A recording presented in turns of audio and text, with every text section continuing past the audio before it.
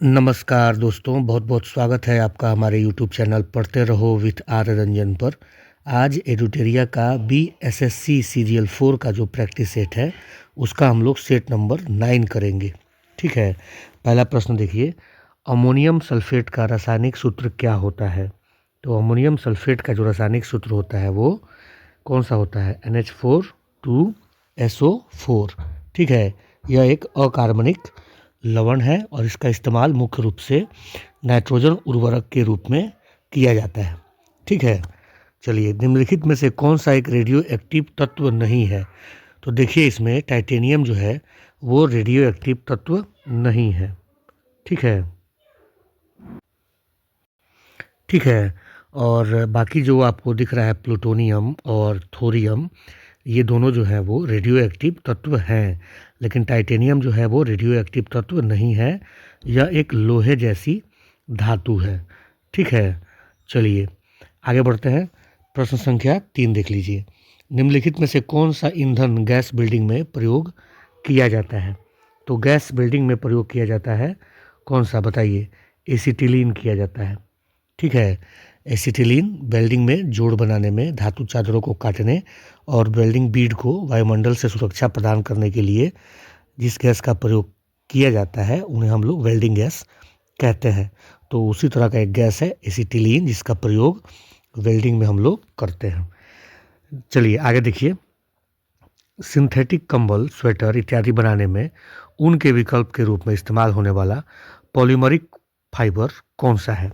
ठीक है, तो कंबल बनाने में और स्वेटर बनाने में जो उपयोग किया जाता है वो है आपका ऑर्लोन। ठीक है, ऑर्लोन जो है ये स्वेटर वगैरह बनाने में, कंबल बनाने में उपयोग किया जाता है। ठीक है, प्रश्न संख्या हम लोग 5 देखते हैं, निम्नलिखित में से कौन सा नाइट्रोजन उर्वरक नहीं है? तो यूरिया जो है नाइट्रोजन से उर्वरक है। ठीक है, कैल्शियम नाइट्रेट में भी नाम से ही आपको समझ में आ रहा है कि इसमें नाइट्रोजन है। और अमोनियम सल्फेट जो है, यहाँ भी आपको अमोनियम से आपको समझ में आ गया होगा कि यहाँ भी आपको नाइट्रोजन की उपस्थिति है। ठीक है, तो सुपर फॉस्फेट ऑफ लाइम, यहाँ जो है इसमें नाइट्रोजन उर्वरक, ये नाइट्रोजन उर्वरक नहीं है। तो आंसर हो जाएगा सी नंबर। ठीक है, प्रश्न संख्या 6 देख लीजिए, मैग्नीशियम धातु का निर्माण, मैग्नीशियम धातु का निष्कर्षण किस अयस्क से किया जाता है? तो मैग्नीशियम का निष्कर्षण किया जाता है कार्नेलाइट से। ठीक है, किससे किया जाता है? कार्नेलाइट से किया जाता है। ठीक है, ठीक है ना। मैग्नीशियम जो है वो एक ऐसा धातु है जो चांदी की तरह उजला और चमकीला होता है। ठीक है ना। चलिए प्रश्न संख्या 7 देख लीजिए, हाइड्रोजन बम किस सिद्धांत पर आधारित है? तो हाइड्रोजन बम जो है वो नाभिकीय संलयन पर आधारित होता है। इसमें दो हल्के नाभिक, ठीक है, ड्यूटेरियम और ट्रिटियम आपस में मिलकर एक भारी नाभिक बनाते हैं और इससे अत्यधिक ऊर्जा उत्पन्न होती है।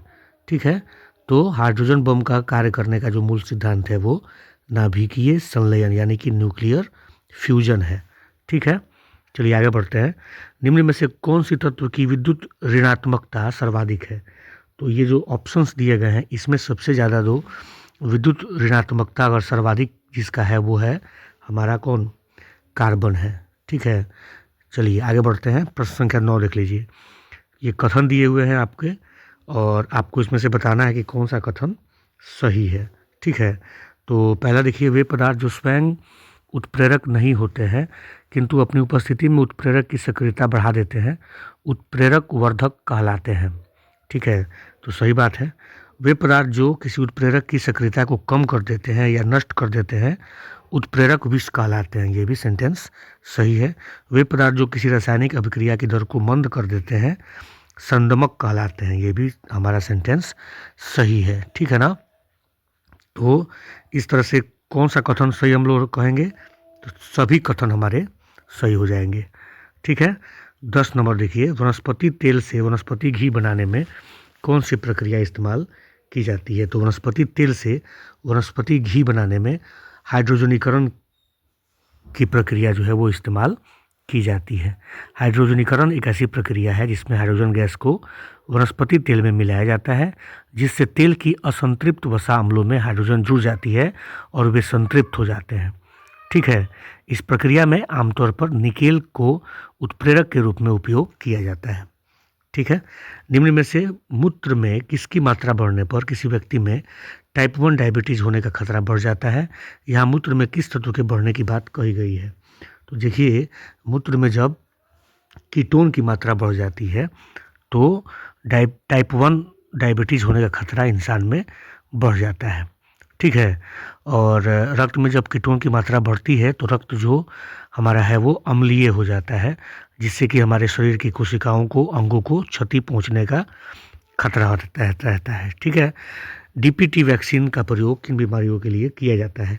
तो डीपीटी में आपको डी से डिप्थीरिया, ठीक है, और ये आपका पोलियो है ना, पोलियो बोल रहे हैं, डिप्थीरिया और काली खांसी और टिटनेस, ये तीनों का इलाज हम लोग करते हैं। तो हमारा जो आंसर हो जाएगा डीपीटी में ये डिप्थीरिया, काली खांसी और टिटनेस, इन तीनों का इलाज करने के लिए हम लोग डीपीटी वैक्सीन का प्रयोग करते हैं। ठीक है। चलिए, याद कर लीजिएगा कि डिप्थीरिया जो है वो कैसा रोग है, वो किस बैक्टीरिया के कारण होता है, और काली खांसी जो है वो किस जीवाणु के कारण होता है, और टिटनेस जो है वो किस जीवाणु के कारण होता है। तीनों जो है वो बैक्टीरिया से होने वाले बीमारी हैं, और ये आपको रिवीजन में कर लीजिएगा कि हो सकता है यहाँ से भी प्रश्न बन जाए। ठीक है ना। प्रश्न संख्या 13 देख लीजिए। निम्नलिखित में से कौन सा सूक्ष्मजीव आमतौर पर फलीदार पौधों के लिए जैव उर्वरक के रूप में उपयोग किया जाता है? ये रटा रटाया प्रश्न है। फलीदार पौधों में यानी कि लेगुमिनस प्लांट्स के लिए जैव उर्वरक के रूप में उपयोग किया जाता है कौन? राइजोबियम जो है वो ऐसा बैक्टीरिया है जो पौधों की जड़ों के साथ सहजीवी संबंध बनाता है और पौधों की वृद्धि और मिट्टी की उर्वरता में सुधार करने में मदद करता है। प्रश्न संख्या 14 देख लीजिए। प्रकाश रासायनिक अभिक्रिया में जल के प्रकाशीय अपघटन के लिए निम्नलिखित में से क्या आवश्यक होती है? तो क्या आवश्यक होती है? तो मैग्नीज और क्लोरीन जो है वो जल के अपघटन के लिए, यानी कि जल के प्रकाशीय अपघटन के लिए, यानी फोटोलाइसिस ऑफ वाटर के लिए मैग्नीज और क्लोरीन जो है आवश्यक होती है। ठीक है। प्रश्न संख्या 15 देख लीजिए। 2 या 2 से अधिक तत्वों में एक निश्चित रासायनिक अनुपात में मिलाने से बना पदार्थ क्या कहलाता है? तो एक निश्चित रासायनिक अनुपात में जब मिलाया जाएगा तो उसको हम लोग क्या कहते हैं? यौगिक कहते हैं। ठीक है ना। और मिश्रण किसको कहते हैं? तो मिश्रण वो अशुद्ध पदार्थ होते हैं जो 2 या 2 से अधिक भिन्न प्रकार के पदार्थों को किसी भी अनुपात में मिला देने पर बनता है। ठीक है, याद रखिएगा। जैसे कि H2O एक प्रकार का यौगिक है, क्योंकि इसमें जो हाइड्रोजन और ऑक्सीजन का जो भार का अनुपात होता है वो 1:8 होता है। तो ये एक निश्चित अनुपात है। ठीक है। आवर्त सारणी में एक आवर्त में बाएं से दाएं जाने पर किसकी संख्या समान होती है? तो आवर्त सारणी में एक आवर्त में बाएं से दाएं जाने पर कोषों की जो संख्या होती है वो समान होती है। ठीक है। आवर्त सारणी में बाएं से दाएं जाने पर प्रोटॉन की संख्या बढ़ती है। ठीक है। और याद रखिएगा कि बाएं से दाएं जाने पर परमाणु का जो आकार होता है वो घटता जाता है।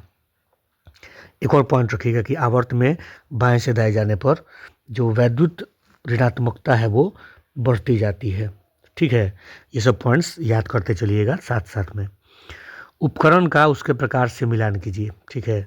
इसमें किसका उपयोग किस काम के लिए होता है? तो बैरोमीटर जो है वो आप लोग जानते होंगे कि दबाव मापने के लिए इस्तेमाल होता है। ठीक है।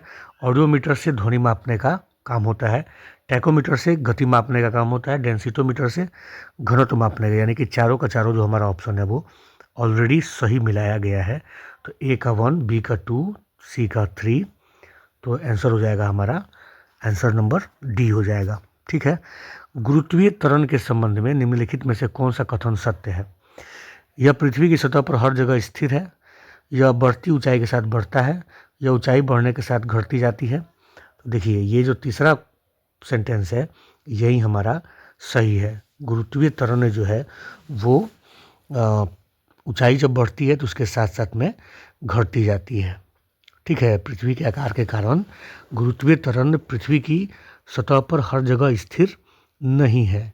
ठीक है, और पृथ्वी के घूर्णन के कारण केंद्रापसारक बल के कारण ध्रुवों पर अधिक मजबूत और भूमध्य रेखा पर कमजोर है, और ऊंचाई के साथ बदलता भी है। जैसे जैसे आप पृथ्वी की सतह से दूर जाते हैं, बढ़ती ऊंचाई के साथ यह घटता जाता है। प्रश्न संख्या 19 देख लीजिए। किस प्रकार की तरंग का विस्थापन तरंग प्रसार की दिशा के लंबवत होता है? ठीक है, तो अनुप्रस्थ तरंग जो होता है ना, इसका विस्थापन तरंग प्रसार की दिशा के लंबवत होता है। ठीक है, अनुप्रस्थ तरंग, ठीक है ना। और जैसे प्रकाश तरंग, जल तरंग, ठीक है, ये सब अनुप्रस्थ तरंग के उदाहरण हैं। प्रश्न संख्या 20 देख लीजिए। आधुनिक आवर्त सारणी के किसी वर्ग में ऊपर से नीचे जाने पर परमाणु की त्रिज्या के मान में क्या परिवर्तन होता है? तो आवर्त सारणी में किसी वर्ग में ऊपर से नीचे की ओर जाने पर परमाणु की त्रिज्या जो है वो बढ़ता जाता है। ठीक है, और कहने का मतलब है कि क्योंकि ये क्यों बढ़ता है? क्योंकि तत्वों के परमाणु में इलेक्ट्रॉन की संख्या बढ़ने के साथ कक्षों की संख्या भी बढ़ती जाती है। ठीक है, चलिए। विद्युत परिपथ में फ्यूज को डैश आपको बताना है। विद्युत परिपथ को में फ्यूज को गर्म तार जीवित तार में लगाया जाता है। बिल्कुल बिल्कुल, यही तो पहला ही तो सही हो जाएगा। विद्युत परिपथ में जो फ्यूज को गर्म तार या जीवित तार के साथ श्रेणी क्रम में लगाया जाता है। ठीक है, चलिए। लेक्लांशियस सेल में प्रयुक्त विद्युत अपघट्य क्या है? तो लेक्लांशियस सेल में जो विद्युत अपघट्य इस्तेमाल होता है वो कौन सा है? अमोनियम क्लोराइड है। तो हमारा आंसर क्या हो जाएगा? बी हो जाएगा। ठीक है, और इसका प्रयोग ऐसे परिपथों में किया जाता है जहाँ रुक रुक कर थोड़े थोड़े समय के लिए विद्युत धारा की आवश्यकता होती है, जैसे कि विद्युत घंटी या टेलीफोन इत्यादि। ठीक है, चलिए आगे बढ़ते हैं। प्रश्न संख्या 23 देख लीजिए। प्रतिचुंबकीय पदार्थ की चुंबकीय प्रकृति कैसी होती है? तो प्रतिचुंबकीय पदार्थ की चुंबकीय प्रकृति जो होती है वो ऋणात्मक होती है। ठीक है, प्रतिचुंबकीय पदार्थ के गुण क्या है? जब किसी चुंबकीय पदार्थ की छड़ को चुंबक के ध्रुवों नॉर्थ साउथ के मध्य रखा जाता है तो प्रतिचुंबकीय पदार्थ अपने गुण के कारण स्वतः चुंबकीय क्षेत्र के लंबवत स्थापित हो जाता है, और इनकी चुंबकित होने की प्रवृत्ति कैसी होती है?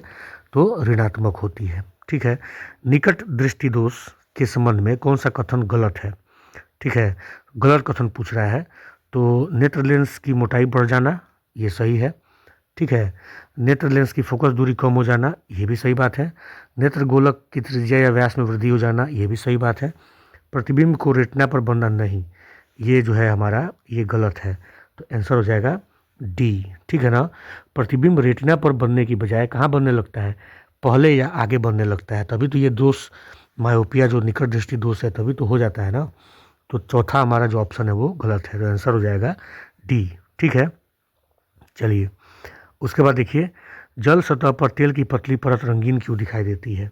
तो जल की सतह पर तेल की पतली परत व्यक्तीकरण के कारण दिखाई देती है। क्या होता है कि जब समान आवृत्ति की दो तरंगे किसी माध्यम में एक ही दिशा में गमन करती हैं तो उनकी अध्यारोपण के कारण किसी बिंदु पर प्रकाश की तीव्रता अधिकतम एवं अन्य बिंदु पर प्रकाश की तीव्रता न्यूनतम होती है। इस घटना को प्रकाश का व्यक्तीकरण कहते हैं। ठीक है, इसलिए जल सतह पर तेल की पतली परत रंगीन दिखाई देती है। चलिए, प्रश्न संख्या 26 देख लीजिए। निम्नलिखित में से कौन सा कथन संकुलन अर्थव्यवस्थाओं के बारे में सही है? ठीक है, तो ये जो पहला देखिए, जब उद्योगों को किसी प्रमुख उद्योग की निकटता से लाभ होता है, यही है हमारा संकुलन अर्थव्यवस्था में से जुड़ा हुआ जो सही सेंटेंस है वो पहला ही हमारा है कि जब उद्योगों को किसी प्रमुख उद्योग की निकटता से लाभ होता है। प्रश्न संख्या 27 देख लीजिए। निम्नलिखित में से कौन सी स्थिति मुद्रास्फीति की ओर ले जा सकती है? मुद्रास्फीति की ओर कौन कौन सी स्थिति में ले जा सकती है? तो समग्र मांग की तीव्र वृद्धि आपूर्ति से अधिक होना। पहला ही तो ठीक है कि समग्र मांग की तीव्र वृद्धि होगी और आपूर्ति से अधिक जो है। ठीक है ना, क्या है कि जब अर्थव्यवस्था में समग्र मांग अधिक होती है तो उपभोक्ता उपलब्ध वस्तुओं तथा सेवाओं के लिए अधिक भुगतान करने को तैयार हो जाते हैं। ठीक है, जिससे कीमतों में सामान्य वृद्धि हो जाती है। ठीक है ना? चलिए 28वां प्रश्न देखिए, किस संविधान संशोधन के द्वारा दिल्ली को राष्ट्रीय राजधानी क्षेत्र का दर्जा दिया गया? तो ये दिया गया था 69वें संविधान संशोधन अधिनियम 1991 के द्वारा, याद रखिएगा। ठीक है, और संविधान के अनुच्छेद 239 को, ये भी एक चीज़ याद रखिएगा, 239 को जो है ये इसके द्वारा संघ राज्य क्षेत्र दिल्ली को राष्ट्रीय राजधानी क्षेत्र यानी कि नेशनल कैपिटल रीजन का दर्जा दिया गया था। तो ये भी ध्यान रखिएगा। और कौन सा संविधान संशोधन है जिसके द्वारा दिल्ली को राष्ट्रीय राजधानी क्षेत्र का दर्जा दिया गया? तो 69वां, ये याद रखना है। 29वां प्रश्न देखिए, निम्न में से कौन नागरिकता के अर्जन हेतु शर्तों को नियत करने के लिए सक्षम है? तो ये जो शर्तों को जो नियत बनाने का जो अधिकार है वो किसके पास है?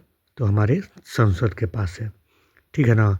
संसद ही डिसाइड करता है कि नागरिकता के संबंध में विधि बनाने की क्या उसके पास कौन कौन सी शर्त होगी। ठीक है, और इस शक्ति के प्रयोग में संसद ने नागरिकता अधिनियम 1955 अधिनियमित किया है, जिसमें नागरिकता के अर्जन और समाप्ति के बारे में विस्तार से उपबंध किया गया है। ठीक है ना? चलिए प्रश्न संख्या 30वां देख लीजिए, उच्चतम न्यायालय के किस मामले के निर्णय के कारण संविधान के अनुच्छेद 21 के कार्यक्षेत्र का विस्तार कर शिक्षा के अधिकार को उसमें शामिल किया गया था? ठीक है, तो ये जो मामला था वो उन्नी कृष्णन बनाम आंध्र प्रदेश। ठीक है ना? उच्चतम न्यायालय ने वर्ष 1993 में 14 वर्ष तक की आयु के बच्चों के लिए निःशुल्क शिक्षा को अधिकार के रूप में यह कहते हुए संगठित किया कि इस देश के नागरिक को शिक्षा का मौलिक अधिकार प्राप्त है। ठीक है, और यह अधिकार अनुच्छेद 21 से निकला है। हालांकि यह एक निरपेक्ष अधिकार नहीं है, इसकी विषय वस्तु और मापदंडों को अनुच्छेद 45 और 41 के आलोक में निर्धारित करना पड़ेगा। ठीक है, तो मामला कौन सा था? उन्नी कृष्णन बनाम आंध्र प्रदेश। चलिए, राज्य के नीति निर्देशक सिद्धांतों को भारतीय संविधान में शामिल किए जाने का उद्देश्य क्या है? ठीक है, तो ये उद्देश्य है सामाजिक और आर्थिक प्रजातंत्र को स्थापित करना। ठीक है, जिससे कि एक कल्याणकारी राज्य की स्थापना हो सके। संविधान के निम्नलिखित अनुच्छेदों में से किस एक के अंतर्गत संघ की कार्यपालिका शक्तियाँ राष्ट्रपति में निहित है? ठीक है, तो अनुच्छेद 53 जो है वो कहता है कि संघ की कार्यपालिका शक्ति राष्ट्रपति में निहित होगी, जिसका प्रयोग वह इस संविधान के अनुसार स्वयं या अपने अधीनस्थ अधिकारियों के द्वारा करेगा। ठीक है, चलिए प्रश्न संख्या 33 देख लीजिए, स्वतंत्र भारत में प्रथम बार संसदीय सचिव का पद किस वर्ष सृजित किया गया? ठीक है, तो ये किया गया था 1951 में। ठीक है, पहली बार संसदीय सचिव का जो पद है वो 1951 में किया गया था। ठीक है, संसदीय सचिव जो है वो एक उच्च रैंकिंग का सरकारी पद है, ये भी आपको ध्यान रखना है। भारत के प्रधानमंत्री संसदीय सचिवों की नियुक्ति करते हैं और संसदीय सचिव जो होता है उसका प्रमुख कार्य होता है कैबिनेट मंत्रियों एवं प्रधानमंत्री की सहायता करना। ठीक है, ओलावृष्टि का प्रमुख कारण क्या है? तो ओलावृष्टि का प्रमुख कारण जो है वो हिमीकरण है। ठीक है, और क्या होता है कि जब वायुमंडल में वायु की प्रचंड ऊर्ध्वाधर धाराएं चलती हैं तो वायुमंडल के उच्च स्तरों में संघनन निम्न तापमान पर होता है। ठीक है, बर्फ के कण आकार में क्रमशः बड़े हो जाते हैं तथा ऊपर की ओर उठती तेज वायुधारा के कारण नीचे नहीं गिर पाते हैं, और ऊपर की ओर उठती हुई तेज वायुधारा के कारण नीचे, ठीक है, नहीं गिर पाते हैं। ऐसी स्थिति में बर्फ के रवे बढ़कर कुछ सेंटीमीटर व्यास वाले भी हो जाते हैं तथा ठोस कण के रूप में नीचे की ओर गिरते हैं। वर्षा के इसी रूप को ओलावृष्टि हम लोग कहते हैं। तो ओलावृष्टि का जो कारण है वो हिमीकरण है। ठीक है, उसके बाद देखिए, वलयाकार रूप में नदियाँ किस दिशा में बहती हैं? तो वलयाकार रूप में नदियाँ जो है वो कैसे बहती हैं? वलय के समान बहती हैं। ठीक है ना? ठीक, चलिए आगे बढ़ते हैं। लंबी घास वाली प्रेयरी वनस्पति के नीचे पैदा होने वाली मृदा को क्या कहते हैं? तो लंबी घास वाली प्रेयरी वनस्पति की जो मृदा होती है उसके नीचे पैदा होने वाली मृदा जो है उसको चरनोजेम मिट्टी कहते हैं। ठीक है, बहुत बहुत उपजाऊ और भुरभुरी मिट्टी होती है और इसमें उर्वरक की आवश्यकता और सिंचाई की आवश्यकता बहुत कम होती है और ह्यूमस की अधिकता के कारण इसका रंग जो होता है वो काला होता है। चलिए आगे बढ़ते हैं। प्रश्न संख्या 37 देखिए, प्राकृतिक आपदा जिसमें गहरी झील के जल से कार्बन डाइऑक्साइड सहसा फूटती है क्या कहलाती है? ठीक है, तो वो कहलाती है लिमिनिक। क्या कहलाती है? लिमिनिक कहलाती है। ठीक है, ठीक। लिमिनिक इरप्शन तब होता है जब अचानक ही एक गहरे पानी की झील से CO2 गैस निकलने लगती है। इससे वन्य जीवन, पशुओं और मनुष्यों के दम फूलने लगते हैं। ठीक है, चलिए उसके बाद देखिए, भारत तथा पाकिस्तान के मध्य सीमा रेखा निम्न में से किसका उदाहरण है? तो भारत और पाकिस्तान के मध्य सीमा रेखा जो है वो पूर्ववर्ती सीमा का पूर्ववर्ती नहीं, अध्यारोपित सीमा का उदाहरण है। ठीक है ना। अध्यारोपित सीमा वैसी सीमा रेखा होती है जो किसी बाह्य शक्ति द्वारा आरोपित की जाती है। तो हम लोग जानते हैं कि 1947 में भारत तथा पाकिस्तान ने ग्रेट ब्रिटेन द्वारा अध्यारोपित सीमा को साझा किया था। ठीक है, निम्न में से कौन सी जनजाति भारत के अंडमान और निकोबार द्वीप समूह का मूल निवासी नहीं है? तो इसमें जो रेंगमा है ये आपका अंडमान निकोबार का मूल निवासी नहीं है। ये रेंगमा जो जनजाति है ये नागा जनजाति है जो नागालैंड और असम में पाई जाती है। तो रेंगमा हमारा हो जाएगा आंसर। बाकी तीनों जो दिख रहे हैं आपको, हालचू, ठीक है, और उंजो और आपका शोम्पेन, ये सब अंडमान निकोबार के मूल निवासी है। दसोंग जलप्रपात किस नदी पर अवस्थित है? तो दसोंग जलप्रपात जो है वो कहाँ अवस्थित है बताइए? दसोंग जलप्रपात जो है वो हमारा अवस्थित है कांची नदी पे। ठीक है ना, कांची नदी पे जो रांची में है। ठीक है, भारत की अनु रानी ने पोलैंड भाला फेंक में कौन सा पद जीता है? तो अनु रानी ने स्वर्ण पदक जीता है। ठीक है ना, एशियाई खेलों की मौजूदा चैंपियन है और पोलैंड में आयोजित इंटरनेशनल विस्लाव मनियाक मेमोरियल में महिलाओं की भाला फेंक प्रतियोगिता में इन्होंने स्वर्ण पदक जीता था। ठीक है, 42वां प्रश्न देखिए, हाल ही में किस राज्य सरकार द्वारा चिनार वृक्षों के संरक्षण के लिए ट्री आधार पहल की शुरुआत की गई है? तो ये जो चिनार वृक्ष के संरक्षण की बात हो रही है वो जम्मू कश्मीर में हो रही है। ठीक है ना, ट्री आधार पहल याद रखिएगा। अंतर्राष्ट्रीय सौर गठबंधन का 107वां सदस्य हाल ही में कौन सा देश बना है? तो ये बना है मोल्दोवा। ठीक है, और 7 अगस्त 2025 को 107वां सदस्य ये बना। ठीक है, अंतर्राष्ट्रीय सौर गठबंधन की स्थापना कब हुई थी? तो 2015 में हुई थी। और जैसा कि आपको नाम से ही समझ में आ रहा होगा, ये एक ऐसा गठबंधन है जहां सौर ऊर्जा का यूज़ ज़्यादा से ज़्यादा हम लोग करें, इस टेक्नोलॉजी पे काम बहुत सारे देश मिलके कर रहे हैं, जिसमें हमारा देश भारत अग्रणी भूमिका निभा रहा है। 44वां देखिए, हाल ही में जारी की गई सिप्री की रिपोर्ट के अनुसार भारत हथियार आयात करने में विश्व के किस स्थान पे है? तो भारत हथियार आयात करने में दूसरे स्थान पे है। ठीक है ना, याद रखिएगा। सिप्री रिपोर्ट जो है Stockholm International Peace Research Institute, ठीक है, द्वारा जारी की जाती है। और सबसे बड़ा जो हथियार का आयातक है वो यूक्रेन है। और उसके बाद किसका स्थान आता है? तो भारत का आता है। ठीक है, ग्लोबल AI समिट 2025 का आयोजन कहाँ किया गया था? तो ग्लोबल AI समिट 2025 का आयोजन किया गया था फ्रांस की राजधानी पेरिस में। ठीक है, ये भी आपको ध्यान रखना है। ठीक, चलिए 46वां देख लीजिए, कौन सा राज्य नशा तस्करों के लिए मृत्युदंड की सज़ा का प्रावधान करने वाला पहला राज्य बन गया है? तो मृत्युदंड की सज़ा का प्रावधान करने वाला पहला राज्य बन गया है हिमाचल प्रदेश। ठीक है ना, चलिए पूरी तरीके से सौर ऊर्जा से चलने वाली भारत की पहली विधानसभा कौन बना है? तो पहली विधानसभा बना है दिल्ली विधानसभा, जहां पूरी तरह से ये सौर ऊर्जा से संचालित है। ठीक है, 48वां प्रश्न देखिए, दिशा अभियान की शुरुआत किस राज्य सरकार द्वारा की गई है? तो दिशा अभियान जो है वो शुरुआत की गई है महाराष्ट्र की सरकार के द्वारा। ठीक है, और समावेशी शिक्षा के क्षेत्र में अग्रणी कदम उठाते हुए इस अभियान को शुरुआत किया गया है। ठीक है, 49वां प्रश्न देखिए, हाल ही में जारी आंकड़ों के अनुसार देश का सबसे सुरक्षित शहर कौन सा है? तो सबसे सुरक्षित शहर जो आया है सामने वो है मंगलोर। ठीक है, और दूसरे नंबर पे बड़ोदरा है, तीसरे नंबर पे अहमदाबाद है। ठीक है, भारत किस वर्ष तक अपना पहला मानवयुक्त गहरे समुद्र मिशन समुद्रयान लॉन्च करने की तैयारी कर रहा है। तो समुद्रयान जो लॉन्च करने की तैयारी हो रही है वो 2026 तक लॉन्च करने का टारगेट है, ठीक है ना। और इसमें जो है मत्स्य 6000 हमारा स्वदेशी पनडुब्बी होगा, उसका निर्माण किया गया है और वह जो है 3 लोगों को लेके गहरे समुद्र में 6000 मीटर की गहराई तक ले जाने में सक्षम है। तो ये मिशन है हमारे देश का समुद्रयान, ठीक है। हाल ही में किस देश ने निवेशकों, पर्यटकों और पेशेवरों को आकर्षित करने के लिए 10 वर्षीय गोल्डन वीज़ा की शुरुआत की है? तो ये किया है किसने? वियतनाम ने किया है, ठीक है। और इसका उद्देश्य है कि विदेशी निवेशक, कुशल पेशेवर और दीर्घकालिक पर्यटकों को आकर्षित किया जाए।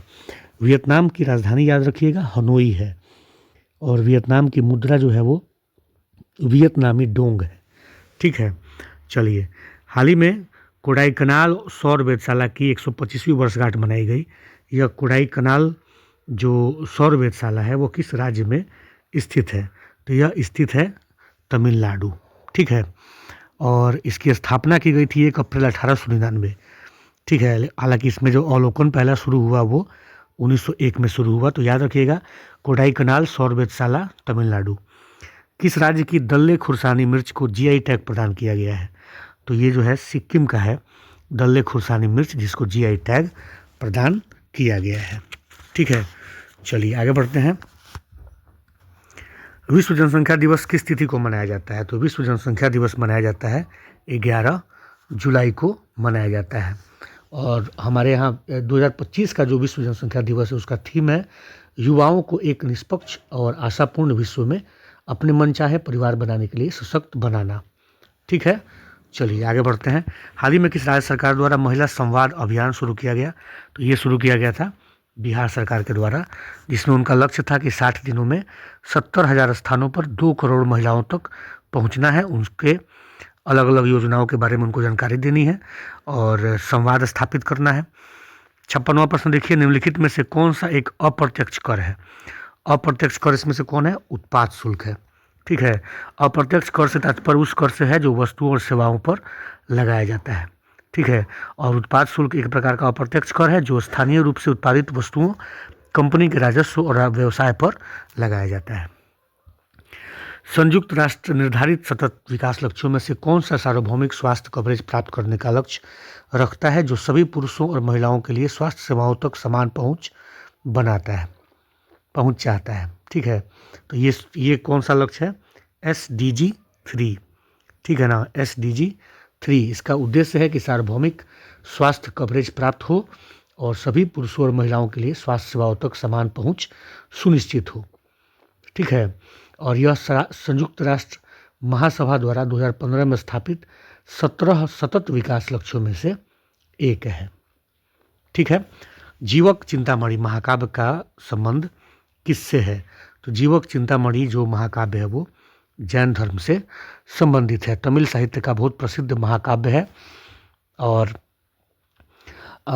इसको जैन मुनि तिरुत्तक देवर द्वारा रचना इसकी की गई है, जिसमें राजकुमार जीवक के जीवन का वर्णन है, ठीक है।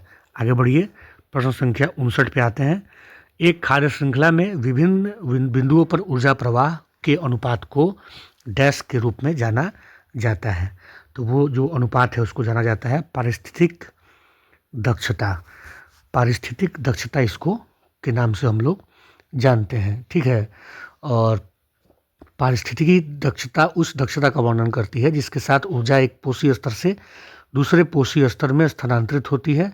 यह एक पारिस्थितिकी तंत्र में जीव संसाधन अधिग्रहण और आत्मसात से संबंधित दक्षताओं के संयोजन द्वारा निर्धारित किया जाता है। चलिए, ये जो खाद्य श्रृंखला का जो टॉपिक है इसको रिवीजन कर लीजिएगा आप लोग। NCERT किताब से अक्सर पूछा करता है खाद्य श्रृंखला से क्वेश्चंस, ठीक है। निम्नलिखित में से कौन सा देश और भौगोलिक विशेषताएं कजाकिस्तान के साथ सीमा साझा नहीं करती हैं? सीमा साझा करती हैं पूछ रहा है, ठीक है। तो इसमें आप देखिए, एक रूस करता ही है और फिर आपका चीन करता है, अफ़गानिस्तान नहीं करता है, ठीक है, नहीं करता है, किर्गिस्तान करता है और कैस्पियन सागर तो है ही। तो हमारा जो आंसर हो जाना चाहिए 1, 2, 4, 5। ठीक है, एक बस ये अफ़गानिस्तान जो है वो उसके साथ सीमा साझा नहीं करता है। द सैटनिक वर्सेज पुस्तक के लेखक कौन है? तो ये है सलमान रुश्दी। ठीक है, याद रखिएगा द सैटनिक वर्सेज। आगे बढ़ते हैं। प्रश्न संख्या 62 देखिए, निम्नलिखित में से किस पूर्वोत्तर भारतीय राज्य में विधानसभा में सदस्यों की संख्या 60 से कम है? तो देखिए 60 तो मिनिमम संख्या निर्धारित किया गया है विधानसभा का, लेकिन कुछ राज्य और केंद्र शासित प्रदेश में संख्या 60 से कम है। तो गोवा जो है, गोवा, मिजोरम और सिक्किम में 60 से कम है विधानसभा सदस्यों की संख्या।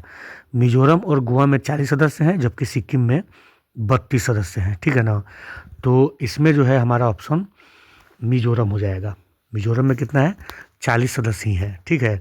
भक्ति आंदोलन में शैववाद को क्या कहा जाता है? तो शैववाद को नयनार कहा जाता है। ठीक है, नयनार। और अलवार कहा जाता है, जो विष्णु को समर्पित संत थे उनको अलवार। तो आंसर हो जाएगा हमारा ऑप्शन नंबर ए। भारत का पहला और एकमात्र भेड़िया अभयारण्य कहाँ स्थित है? तो एकमात्र जो भेड़िया अभयारण्य है वो झारखंड में स्थित है। ठीक है, और झारखंड के लातेहार जिले में महुआ टाँड़, या उसको महुआ डाँड़ भी कहीं कहीं कहा जाता है, और ये एकमात्र भारत का भेड़िया अभयारण्य है। ठीक है। प्रश्न संख्या 65 देखिए, शोभना नारायण का संबंध भारत के किस शास्त्रीय नृत्य से है? तो शोभना नारायण जो थी वो बहुत बेहतरीन कथक नृत्य से इनका संबंध है। ठीक है ना। चलिए, 2011 की जनगणना के अनुसार भारत के निम्नलिखित केंद्र शासित प्रदेशों में से किसका जनसंख्या घनत्व सबसे कम है? तो सबसे कम जनसंख्या घनत्व कौन? अंडमान निकोबार। ठीक है, मात्र 46 व्यक्ति प्रति वर्ग किलोमीटर। निम्नलिखित में से किस राष्ट्रकूट शासक ने हिरण्यगर्भ नामक समारोह किया था? तो ये किया था दंती दुर्ग ने। ठीक है, राष्ट्रकूट शासक दंती दुर्ग ने हिरण्यगर्भ नामक समारोह का आयोजन किया था। ये एक प्रकार का वैदिक अनुष्ठान था, जिससे शुद्धिकरण और स्वयं को क्षत्रिय के रूप में स्थापित करने का प्रयास किया जाता था। चलिए, प्रश्न संख्या 68 देख लीजिए, निम्नलिखित में से कौन सा कथन सही है? हड़प्पा संस्कृति की लिपि को इतिहासकारों ने समझ लिया है? नहीं, बिल्कुल नहीं समझा है। तो पहला ही हमारा गलत हो गया। ठीक है, नहीं समझा है। हड़प्पा संस्कृति केवल सिंध और पंजाब तक विस्तृत थी? नहीं भाई साहब, ये भी हमारा सही नहीं है। ठीक है, और सिंधु घाटी सभ्यता में अन्नागार केवल हड़प्पा में ही पाए जाते हैं? नहीं, ये भी गलत है। हड़प्पा स्थलों से मिले समाधानों में मृतकों को आमतौर पर गर्तों में दफनाया गया था। ये सेंटेंस हमारा सही है। ठीक है ना। तो 3 प्रकार के समाधान पाए जाते थे हड़प्पा सभ्यता में: गर्त समाधि, द्वितीयक समाधि और सौदाह।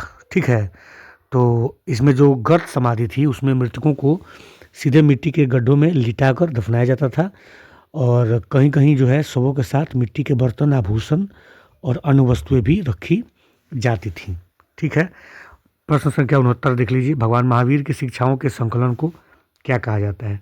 तो भगवान महावीर के शिक्षाओं के संकलन को अगम सूत्र के नाम से हम लोग जानते हैं। ठीक है। चोल काल के दौरान डैश को ब्रह्मदेव प्रकार की भूमि के रूप में जाना जाता था। ठीक है, तो ये जाना जाता था, जो भूमि होती थी ब्राह्मणों को उपहार में दी गई होती थी, उसको हम लोग ब्रह्मदेव के नाम से जानते थे। ठीक है, और ये आपको ध्यान रखना है। चलिए, प्रश्न संख्या 71 देख लीजिए, मध्यकालीन युग के किस इतिहासकार ने यह माना कि रजिया अपने सभी भाइयों से अधिक सक्षम और योग्य थी? तो मिन्हाज ए सिराज जो थे वो मानते थे कि रजिया जो थी वो अपने सभी भाइयों से समझदार थी, सक्षम थी, और रजिया जो थी वो दिल्ली सल्तनत की पहली और एकमात्र महिला शासक थी। ठीक है। निम्नलिखित में से कौन विजयनगर साम्राज्य का अंतिम राजवंश था? तो विजयनगर साम्राज्य का अंतिम राजवंश था अरविदु राजवंश। ठीक है, और इसकी स्थापना की थी तिरुमल राय ने 1570 के दशक में। ठीक है, और 1565 में जो तालीकोटा की लड़ाई हुई थी उसमें विजयनगर साम्राज्य की हार हो गई और साम्राज्य का पतन शुरू हुआ, लेकिन अरविदु राजवंश ने साम्राज्य को कुछ समय तक दक्षिण भारत में बनाए रखा। ठीक है, 17वीं सदी के प्रारंभिक वर्षों में उत्तर भारत में फैली निम्न में से किस फसल का उल्लेख आईने अकबरी में उत्तर भारत की फसलों की सूची में शामिल नहीं किया गया था? ठीक है, तो तंबाकू जो था उस ज़माने तक 17 उस ज़माने में आईने अकबरी के समय में हमारे यहाँ भारत में नहीं था, क्योंकि यह फसल जो थी 17वीं शताब्दी में पुर्तगालियों द्वारा भारत में लाई गई थी, जबकि अरहर, गेहूं और ज्वार की खेती पहले से उत्तर भारत में की जाती थी। तो आंसर हो जाएगा तंबाकू। 2 जलाशयों के बीच जहाज महल नामक एक सुंदर 2 मंजिला शिप पैलेस किसने बनाया था? तो ये बनवाया था सुल्तान गियासुद्दीन खिलजी ने। ठीक है, और ये जो था वो 2 जलाशय कापूर तालाब और मुंज तालाब के बीच बना हुआ था, और इस महल का आकार जो था वो जहाज की तरह था, इसलिए इसको जहाज महल के नाम से जाना जाता था। ठीक है, प्रश्न संख्या 75 देख लीजिए। ब्रिटिश भारत के निम्नलिखित संस्थानों का उनसे संबंधित संस्थापकों के साथ मिलान कीजिए। तो बंगाल की एशियाटिक सोसाइटी, ठीक है, इसकी स्थापना किसी सर विलियम जोन्स ने की थी, तो 4 हो जाएगा। बनारस संस्कृत कॉलेज, ठीक है, तो ये किया था जोनाथन डंकन ने। फोर्ट विलियम कॉलेज, ये किया था किसने? वेलेजली ने। और कलकत्ता मदरसा वारेन हेस्टिंग्स ने। ठीक है, तो हो जाएगा ए का 4, बी का 3, सी का 2 और डी का 1। आंसर हो जाएगा सी। ठीक है, तो ये रहा दोस्तों आपके लिए सेट नंबर 9। अच्छे से रिवीजन कीजिए, नोट्स बनाते चलिए, और लगातार मैं आपको वीडियो उपलब्ध कराता रहूँगा। जीके जीएस की तैयारी आप बढ़िया से करिए, मैथ रीजनिंग बनाते रहिए। ठीक है, सफलता ज़रूर मिलेगी। मेरा प्रयास आपको पसंद आ रहा हो तो बाकी दोस्तों तक भी प्लीज़ इस वीडियो को शेयर कर दीजिएगा। Thank you so much.